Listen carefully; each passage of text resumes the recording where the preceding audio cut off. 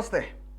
నిన్న జరిగిన T20 world కప్లో ఇండియా పాకిస్తాన్ దాయాదుల మధ్య పోరు గురించే సర్వత్రా ప్రపంచంలో ఉన్న ఆటగాళ్ళు కానీ అభిమానులు కానీ అందరూ కూడా దీని గురించే మాట్లాడుకుంటున్నారు, చర్చించుకుంటున్నారు. ఇక దీంతో పాటుగా టీ20 ప్రపంచ కప్లో భాగంగా నిన్న జరిగిన కీలక మ్యాచ్ ఏదైతుందో దీంట్లో భాగంగానే పాకిస్తాన్ పైన భారత జట్టు 61 పరుగుల తేడాతో భారీ విజయాన్ని అయితే సొంతం చేసుకుంది. ఈ చిరస్మరణీయమైన గెలుపు కంటే పాకిస్తాన్ మాజీ ఫాస్ట్ బౌలర్ ఎవరైతే ఉన్నారో షోయబ్ అఖ్తర్ తన సొంత జట్టు పైన క్రికెట్ బోర్డు పైన తను చేసిన ఘాటైన వ్యాఖ్యలు ఇప్పుడు క్రీడా వర్గాల్లో కొంత ప్రకంపనలు సృష్టిస్తున్నాయి. ఎందుకంటే భారత్తో తలపడడానికి కూడా పాక్ జట్టు అంటే ప్రస్తుతం ఇప్పుడున్న జట్టు అర్హత లేదన్నట్లుగా ఆయన మాట్లాడారు. ఆయన మీడియాతో మాట్లాడుతూ పాకిస్తాన్ ఓటమి పైన ఆసక్తికర తీవ్రమైన వ్యాఖ్యలు చేశారు. అసహనం కూడా వ్యక్తం చేశారు. మేము మ్యాచ్లో ఎక్కడా కూడా లేము.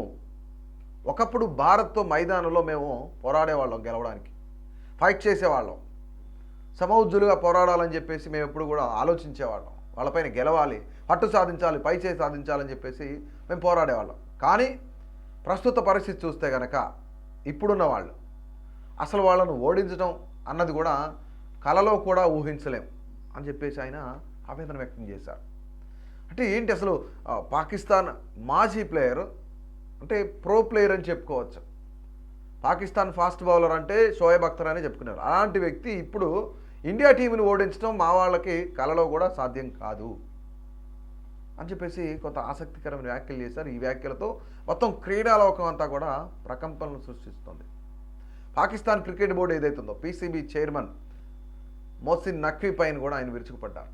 క్రికెట్ గురించి ఏమీ తెలియని వ్యక్తిని పీసీబీ చైర్మన్ అయ్యాడు, అలాంటి అసమర్థులకు అజ్ఞానులకు బాధ్యతలు అప్పగిస్తే జట్టు ఎలా నడుస్తుంది అనుకుంటున్నారు అని ఆయన చెప్పి తీవ్రంగా విమర్శించారు. బాబర్ ఆజంను ఉద్దేశించి కూడా ఆయన మాట్లాడారు. మ్యాచ్ గెలిపించలేని ఒక ఆటగాడిని సూపర్ స్టార్ని చేశారు అని చెప్పేసి ఆయన మండిపడ్డారు. అయితే ముఖ్యంగా ఇప్పుడు అఖ్తర్ ఏవైతే ఈ వ్యాఖ్యలు చేశారో మొహసిన్ నఖ్వీ గురించి కానీ బాబర్ ఆజం గురించి కానీ తన సొంత టీం పాకిస్తాన్ పైన కానీ ఆయన చేసిన వ్యాఖ్యలు ఏవైతున్నాయో కొంత విమర్శలకు దారితీస్తున్నాయి. మరికొంత ఇక్కడ అవును నిజమే కదా అని చెప్పేసి కొంతమంది క్రీడాభిమానులు, దట్టు పాకిస్తాన్లో ఉన్న క్రీడాభిమానులు కూడా అనుకుంటున్నారు. ఎందుకంటే ఇక్కడ బాబర్ ఆజం నిన్న వచ్చి ఆయన ఏ విధంగా ఆడాడో, అతను ఏ విధంగా బ్యాటింగ్ చేశాడో అందరికీ తెలిసిన విషయమే. దీంతో పాటుగా కొంతమంది పాకిస్తాన్ ఆటగాళ్ళు ఆట తీరు అంటే ఆల్మోస్ట్ ఒక్కళ్ళు తప్ప, ఒక కీపర్ తప్ప, వాళ్ళ కీపర్ తప్ప అతను బ్యాటింగ్ బాగా చేశాడు. అతను తప్ప ఇంకెవరు లేరు. 44 రన్స్ చేశాడు. అతను తప్ప ఎవరిలో కూడా డబుల్ డిజిట్కి వెళ్ళిన పరిస్థితి లేదు. సో వాళ్ళంతా చూస్తుంటే ఇది భారత టీం పైన గెలవడం అనేది కలలాగే అనిపిస్తుందని చెప్పేసి అఖ్తర్ వ్యాఖ్యలు చేశారు. అయితే ఒక మ్యాచ్ విషయానికి తొలుత బ్యాటింగ్ చేసిన సూర్యకుమార్ యాదవ్ నేతృత్వంలోని భారత జట్టు నిర్ణీత 20 ఓవర్లలో 7 వికెట్ల నష్టానికి 75 పరుగులు చేసింది. ఇషాన్ కిషన్ 40 బంతుల్లో 77 అద్భుతమైన అర్ధశతకంతో చెలరెగ్గా కెప్టెన్ సూర్యకుమార్ 32, శివన్ దుబే 27 రన్స్ కీలక ఇన్నింగ్స్లు కూడా ఆడారు. అయితే ఇక్కడ ముఖ్యంగా ఈ యొక్క ఏదైతే గేమ్ ఉందో ఆ గేమ్ అయిపోయిన తర్వాత పాకిస్తాన్ ప్లేయర్స్ డ్రెస్సింగ్ రూమ్కి వెళ్ళి మరీ ఏడ్చారట. అయితే కొంతమంది ప్లేయర్స్ వెక్కి ఏడ్చిన పరిస్థితి. ఎందుకంటే ఇప్పటి వరకు వరల్డ్ కప్ ఫార్మాట్స్లో 9 సార్లు తలబడితే కేవలం ఒక్కసారి మాత్రమే పాకిస్తాన్ విజయం సాధించింది. దాని తర్వాత 8 సార్లు వరుసగా ఇండియా గెలిచిందనమాట.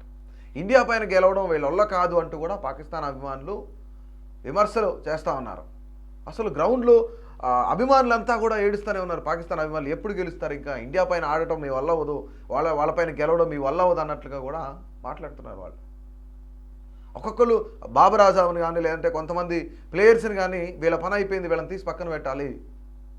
షాహిద్ అఫ్రీది కూడా మాజీ ప్లేయర్ షాహిద్ అఫ్రీది కూడా అతని మేనల్లుడు షాహీన్ అఫ్రీదిని బాబర్ ఆజంని పక్కన కూర్చోబెట్టాలి, ఆ ఇద్దరు ప్లేయర్స్ని తీసేసేయాలి ఆటలో నుంచి, పాకిస్తాన్ టీంలోంచి అని ఆయన కూడా వ్యాఖ్యలు చేశారు. అయితే ఇక్కడ పాకిస్తాన్ బౌలర్లో ఆయుబ్ 3 వికెట్లు పడగొట్టారు. అతను తప్ప ఎవరు కూడా మెరుగైన బౌలింగ్ వేసింది లేదు. అనంతరం 176 పరుగుల లక్ష్య ఛేదనలో పాకిస్తాన్ ఆది నుంచే తడబడింది అనమాట. భారత బౌలర్ల దాటికి 18 ఓవర్లో కేవలం 114 పరుగులకే కుప్పబడింది. ఉస్మాన్ ఖాన్ 44 మినహా. ఈ ఉస్మాన్ ఖానే పాకిస్తాన్ కీపర్, అతను బ్యాటింగ్ బాగా చేశాడనమాట. ఎవరు కూడా రాణించలేకపోయారు. భారత బౌలర్లలో అక్షర్ పటేల్, హార్దిక్ పాండ్యా, జస్ప్రీత్ బుమ్రా అలాగే వరుణ్ చక్రవర్తి తలా 2 వికెట్లు పడగొట్టాక పాక్ పతనాన్ని శాసించేశారు పూర్తిగా.